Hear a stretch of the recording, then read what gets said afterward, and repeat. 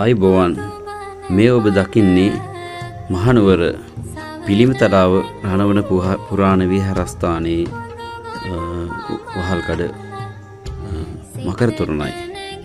ඒ මකර තොරණයෙන් දිස් වෙන්නේ ඉන්දියාවේ සාංචි දඹදිව සාංචි උතුරු දොරටුවේ වහල්කඩ දිස් වෙන ආකාරය ඇත්තට මනරම් විදියට මේ නිර්මාණය කර තිබෙනවා.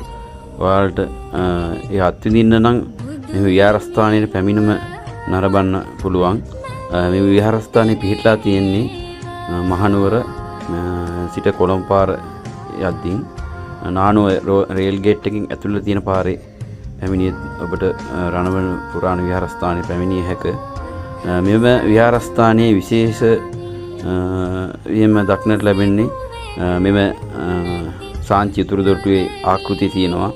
ඒ වගේම අටවිසි බෝධීන් වහන්සේලා ඔබට දැක්ගත හැකි අටවිසි බෝධීන් වහන්සේලා ඒ බෝධීන් වෘක්ෂ 28ම ඒ වගේම බුදුරජාණන් වහන්සේගේ ජාතක කතා අලලා සැකසූ ඒ පිළිම වහන්සේලා 80 මහා ශ්‍රාවක පිළිම වහන්සේලා ඇතුළු ආසියාවේ උසම සක්මන් බුද්ධ ප්‍රතිමා වහන්සේ පිහිටලා තියෙනෙත් මේ රණවන පුරාණ විහාරස්ථානයේ.